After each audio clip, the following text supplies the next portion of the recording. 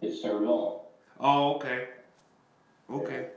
You know, when you're here as a visitor's visa, you're not allowed to work unless you get a work permit. So anyway,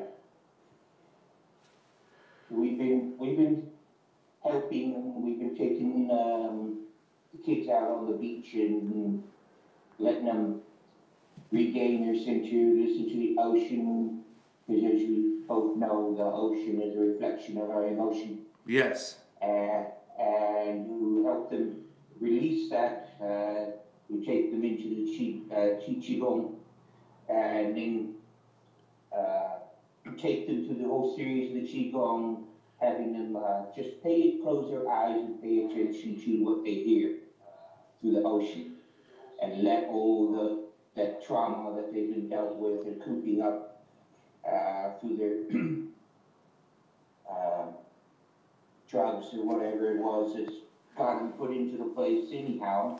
Now, when you're talking about the trauma of the trauma that they're going through, what specific traumas are you referring to? Because Uh, because South Africa is yeah, so large.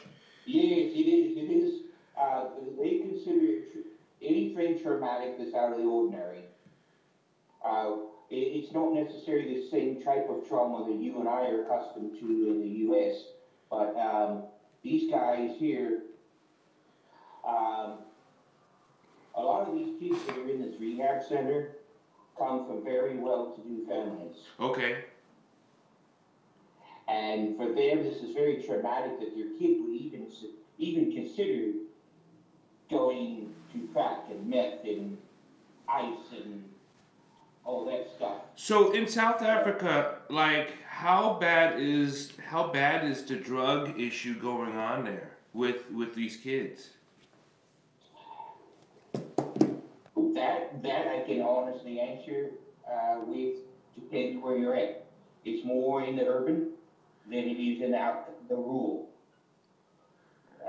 The rural areas, they virtually hear nothing about drugs. They don't know what mandrakes is or what ice is and all that because most of the people out in the rural areas, which have spent a lot of time in the bush with the traditional healers out there, um, they they they they think it's just a poison from the city. So Hmm. So yeah, so it's nuts. But where we're at, it's not so bad right here.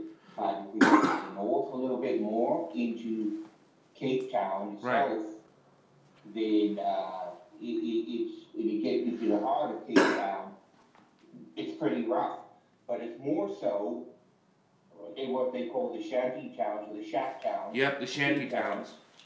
Yeah, the shanties like Felicia and some of the others are really bad. Really bad. The gangs pretty much run everything. There are people in these shanty towns that have never left the shanty towns because they're scared of the gangs. They don't know what the outside world looks like as outside those walls that go around it. And everywhere, most everywhere in South Africa, especially, is they have bars. You have bars on your windows and your doors. See? Because they're worried about crime. Yeah, yeah. Look at those bars. So, and we only see bars like that in Detroit, in New York City, and, but here it's everywhere. Every house has it. And they have razor ribbon on the top of their fences in Carcetina wire, hot fence. So let me ask you this, Dr. Chris. Yeah, yeah. You've been doing so much of natural healing with shamanism because you're my teacher when it comes to that shamanism. But so Yeah. when it comes to um, working with kids from other countries, right? Mm-hmm. This is What? what all these beads are on me right here. These are my South African. I've been initiated as a South African Sokoma Ikwika. So I've been to the Twaza, the calling of the ancestors. So the ancestors are the ones who direct us in the shamanic healing here in South Africa. The purposes of sicknesses and illnesses for most of the time is your ancestors talking to you. And if you get sick, it's because you're failing to listen To your to ancestors. your ancestors and what they're trying to tell you. And the severity of your illness just means it's further along that they've been trying to get a hold of you, saying, hey, knock, knock, knock, open the door, we're trying to tell you something. You know, that's something we've talked about before, because you know a lot of our past Yes. is what creates the sickness. Yes, a lot of the sicknesses with our world today have to do with our ancestry trying to connect to us to bring us back to the old ways and the old medicine, which will detoxify us much quicker, much better than our listening to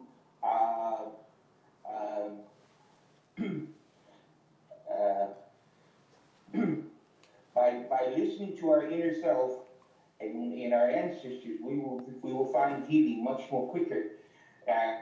And some illnesses we have to get a boost from modern medicine, because modern medicine wouldn't be here without its origins in shamanic medicine. Yes.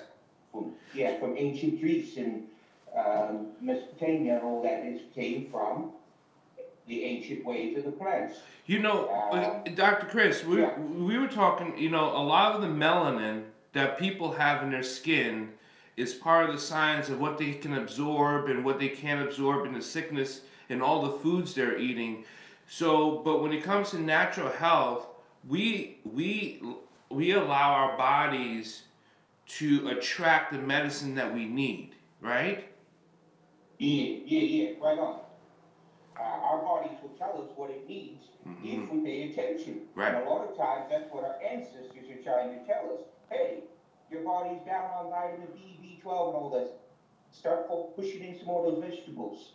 Because a lot of people, most of their illnesses in you worldwide is lack of vitamins and fruits intake. Most of the world is shoveling tons and tons of proteins and carbohydrates and all that other, and throwing their bodies off balance,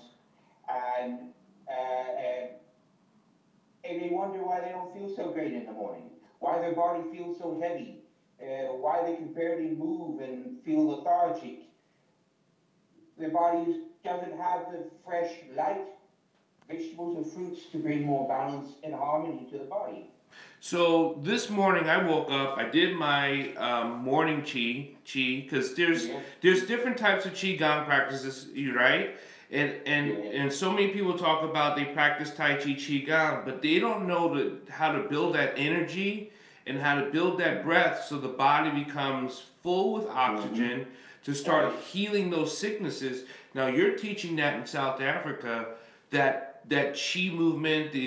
So are the kids grasping it because they're so used to the nature, or is it because they're coming from the shanty? They are like, they have been giving me mostly the wow factor.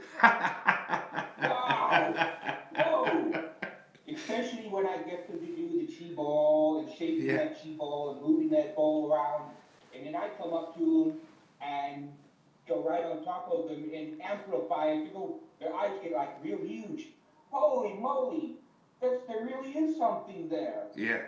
I said, now, turn your hands inward and scoop around that bowl and push it into your body. Yes. What do you feel? And their eyes go, whoa, I just got flooded with something. Yes, you just created that energy by bringing it into your crown chakra, bringing it into your heart chakra, building it, and putting it into the gut. So, it's like, they mostly, I get the wow factor almost every time. And the place where I've been giving some assistance to, the kids I've been helping, they have been telling the place, hey, we want this guy back. This is incredible.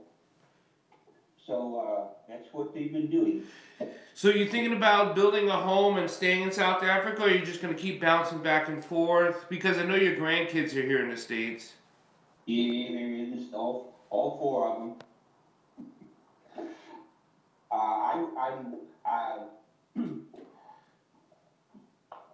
Personally, I would like to try, but to stay. But we're going to try to go. We're going to go back to the States in a couple of weeks, and then I'm going to try to give the big push to see if I can't, on a personal level, for what I'm trying to do is I'm trying to get my partner and her kids over, Yes. and the government is making it nearly impossible. Why? What don't they? They don't want. They don't want to allow the visa. What's the issue? But well, she has her visas, their passports. It's just in the United States they expect me to prove that I can support her while she's over there, Okay. or she can support herself over there. And obviously she's not going to be able to support herself over there if she has to quit her job to come over there. Correct. Uh, and so I'm going to come back and try to build up more of my life coaching and try to maybe hook up with you and see if we can't get some more people aware Yeah. of the benefits of life coaching, and because life coaching can be very transformative, especially if somebody is oh man, I'm having a bad time, my job hasn't been doing this and this for me, my company's like really in the ditch. Well, let's get you back in a positive track. Do you? Let's guide you. When it comes to, so because a lot of people are going to be watching this and listening to this, mostly probably in the United States, and we know we like to try to get global, but in the United States, people are just so sheltered. They're sheltered in what they feel. They're sheltered in the global economics. They're sheltered in how we are fully connected in this universal sacred geometry. They're sheltered in how their heart beats and how it can transcend time and space and connect with another human being in the other parts of anywhere in the world. Yes, anywhere in the world. So why? How can we open up the people in the United States to open their hearts up? Because we can all heal each other if we connect to this central universal code, and that's what qigong is. That's what Tai Chi is. That's what the martial sciences is. That's what holistic health is. Is that we need to put our roots in the ground, into the earth, so we can transmit and receive. Yes. Yeah. That's the big thing, is getting people to put their roots back in, because in the United States, most people are too proud uh, to ask for help. Uh, when for just about anything, I think. So if people can just put aside their differences just for a little while and try something new, which is a lot of what we've mentioned, they could find a whole new self. And yes, each and every one of us are walking antennas on the earth. Each one of us can talk to someone else across the globe through our mental energies, to if we just put that intentional thought out there, um, and accept the the universe as itself, and the universal energies as itself, as far greater than we are, uh, we could lift ourselves up on the energy plane just a little bit, a level, because right now, if we remain closed up like we do, we're trapped. We have to open that door, we have to break that shell, we have to reach out. And for those of us that are teachers, Yeah. or guides, we need to provide that lamp and guide them along the way. But they have to be the ones that have to stand back up. Just like the old saying in our martial arts. Yeah. We get knocked down 10 times, we stand up 11. We keep standing up, but we reach our hand out there and guide them.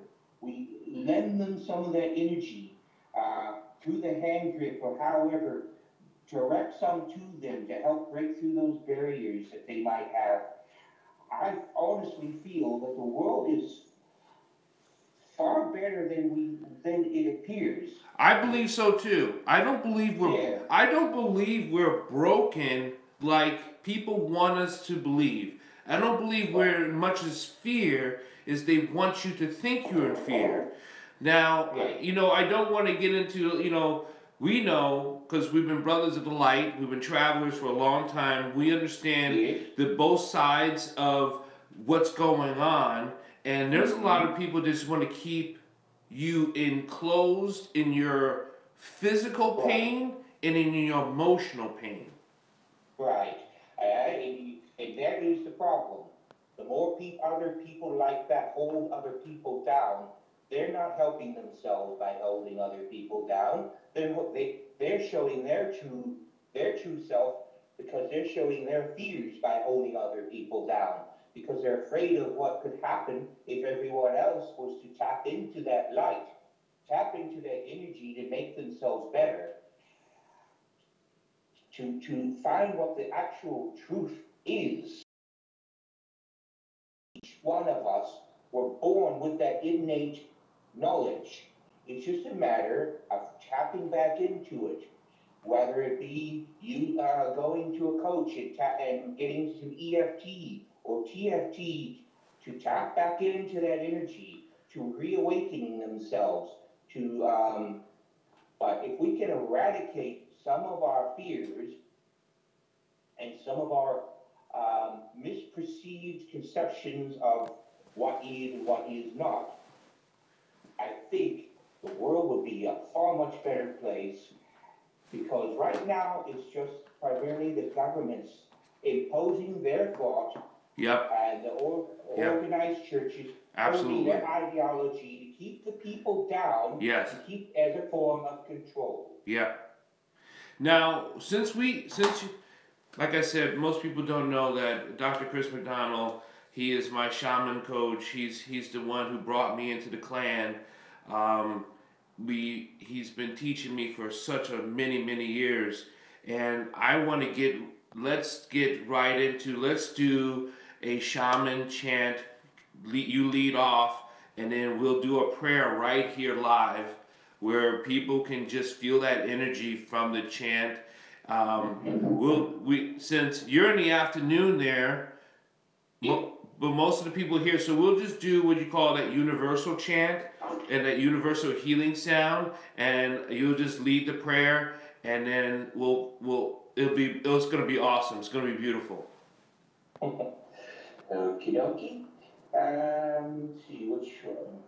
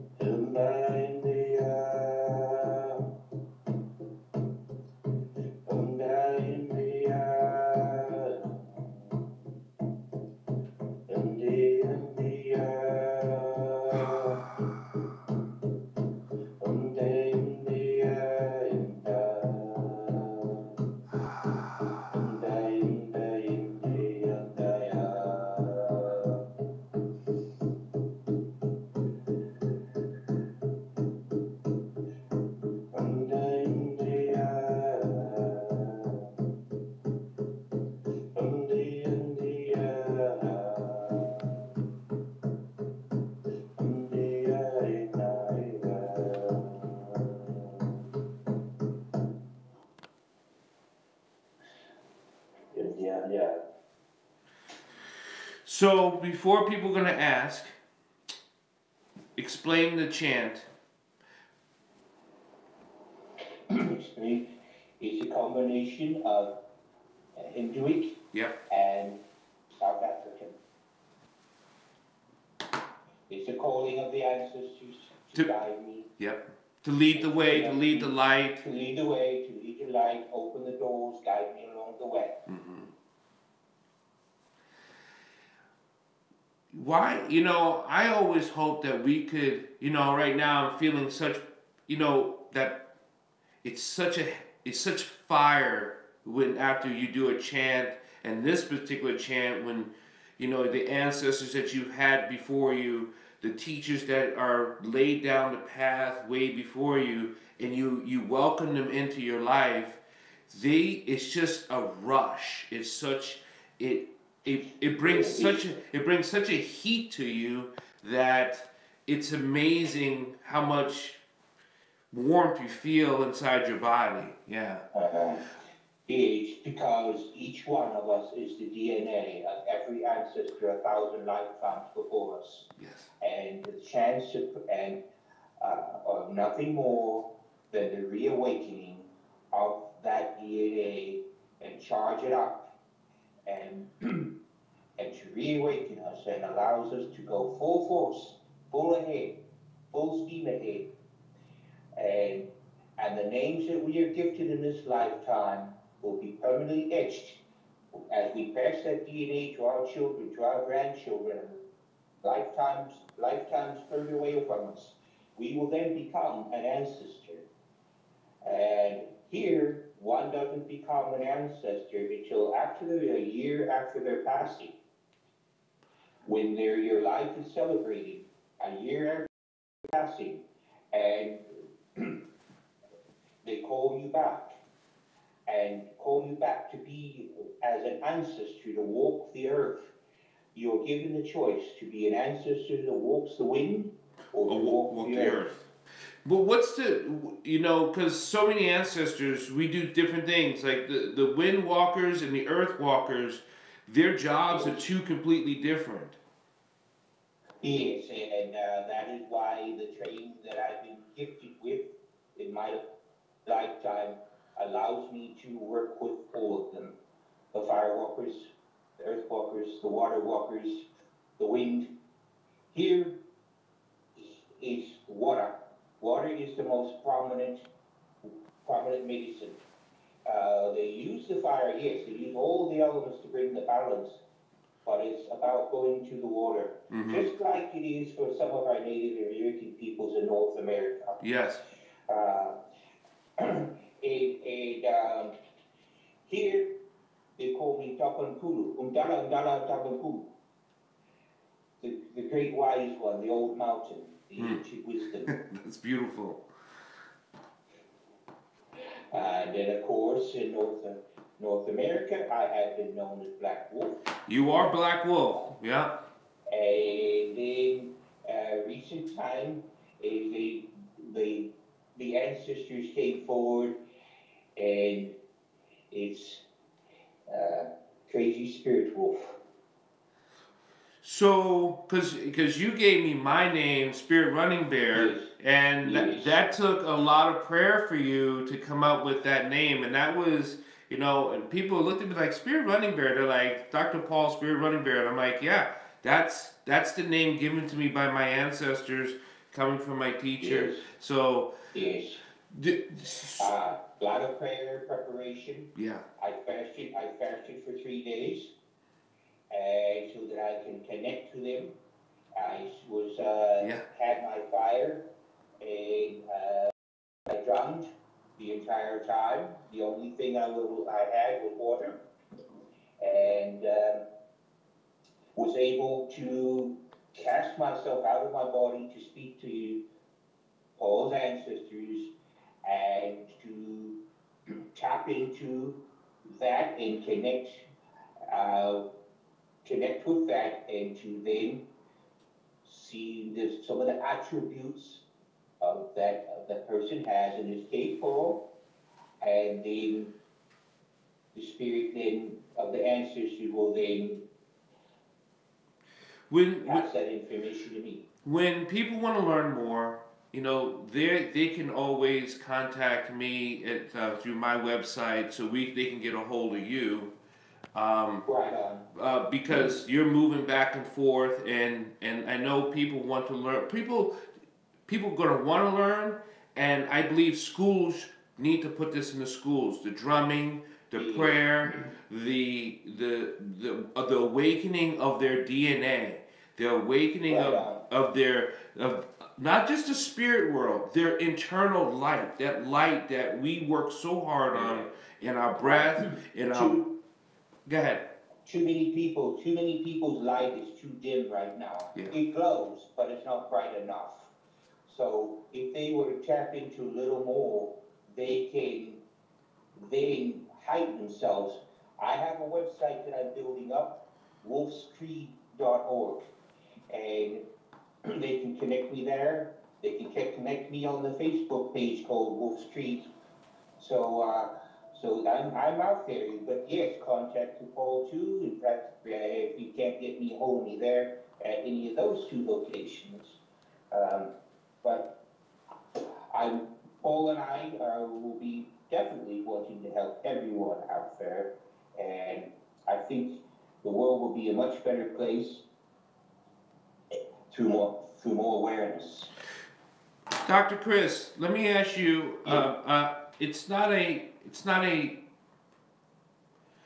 Do you think the world's going to bleed more so in these next coming years, or do you think we can pull back this wave that I feel it's coming, and I've been trying to teach. We try to teach the weak to be strong. We try to get the people, like you said, as martial artists and teachers, to wake up because we're the sheep. We're the sheepdogs of these sheep. We protect, we save, we give life. Is there a lot of blood coming? If we don't start awakening, my shamanic intuition says there can be if we don't start waking up, all of us. All it takes is every one of us as teachers just helping one person. Just one person. Just one person to bring them in, and then they help one person, and allow the dominoes to fall. Mm-hmm. We will be in a much better position. But if we put too much space between those dominoes, it's not going to fall. We're going to fall to a wall, a stagnant, and it'll be a vicious cycle. And that's where the bleeding will be, as you say. But if we can get everyone to just keep in a constant domino fall and keep the medicine moving, as I call it, we can avoid that. It's up to us, each as individuals. We know we need help. We know we're getting ready to help a lot of people. We know that people, but ultimately, I say this: people definitely got to learn how to raise their hand and say, "I need help." Yes, yes. It's just like when we're doing counseling. You have the 4-5 cycles. You have somebody that you know has an addiction, but they refuse to accept it. And then you have somebody that knows they have an addiction, but they don't want the help yet. And then you come to the next phase. Whoa, my hands up in the air. I need help. I know I have a problem. I want some help. Can you help me? That's where we want to get everyone to. Is, hey, I need help. I put aside my egos and all my other beliefs. I need help. Can you help me? And that's where we as teachers that give them the information they need, show them through, and we know in the martial arts we said that when the student appears, the teacher will show up, right? Yeah. And when the student is ready, the teacher will be waiting. So when I was doing counseling for a drug rehab, and I would do a couple classes a week, and the one thing I told these guys there and ladies is said, you're in a perfect position. They're like, Dr. Paul, why? I said, because you screwed up. That's why you're sitting here in this room. So now let's get healed. Let's move forward. Because there's a lot of people out there who are walking around very sick, and they don't even know they're sick. At least now you can say, I'm sick and I can heal. Yes. First is the acceptance of the that you're willing to break through that barrier and move forward by first admitting there's a problem or admitting that something's not right, and then wanting to change. Change comes from within us, not on the outside of us. That's where transformation begins, is from within us, not the outside of us. Well, with that transformation, with that talk, when is it? When you coming back to the States in a couple weeks, right, sir? Yes, I am. And are you going to be in the States for a couple of months to work this out, this visa situation out, or are you going to go back? You have a time frame of when you're going back. I will be playing it by ear. Okay. Yes, I'll be in the States for as long as I can possibly be. Now you got a motorcycle you're building out there too, because you build out some nice machines too. That's another hidden, that's another hidden secret. You build out these nice little sport bikes, man. There's some monster machines you're building. Yeah, poured out some orders, and I do all of them. I prominently the old Hondas and the old Harleys. Yeah. Brother, I love you. I love you dearly, and I'm so glad you were able to come on, and you keep in touch, and you take care. If you can take some pictures of those kids that you're working with and the people, and so we can, if we could do this with the kids, so we can let them know that what you're doing is affecting us and what we're doing is affecting them, they would totally get it. Right. That'd be awesome. Yeah. Right. Yep, absolutely. Yeah. The more we don't have to get paid a No, lot of money no. But to make a difference. And yes, we don't want people to think because we're not accepting money that we're cheap in our services. see, that's the thing. It's funny how people do think that. Yes, a lot of people think, oh, he's giving lessons for free. He must be cheap. No, it's quite the opposite. Yeah, it's coming from. There are those like myself that like to do that because our happiness, our greatest reward It's for your happiness. is seeing them heal, seeing them smile for the first time in months or years. For years. Yeah, I mean, as a disabled vet myself, I can tell you, it can be quite miserable sometimes. But to be able to do something and then you smile for the first time, you know, is in a long time is an awesome feeling. Because most people forget, there are more muscles to frown than there is to smile. Yeah. So, smile, be happy, give thanks for each and every day, and look forward. And develop the practice, right? Because we've always talked about develop the living practice. If you're not practicing the living practice, then you are focusing on dying. Whether you say it or don't say it, you gotta practice the living science. We've been right, the earth sciences, the holistic sciences. This is the living sciences. This is what makes all plants in life move, grow, birds fly, animals run, the hearts pound, the rivers flow, the mountains spring up through the earth. This is the living sciences, and let's practice that living science. Exactly. And through that, to deal with our issues, let's focus on what we call solution-focused issues.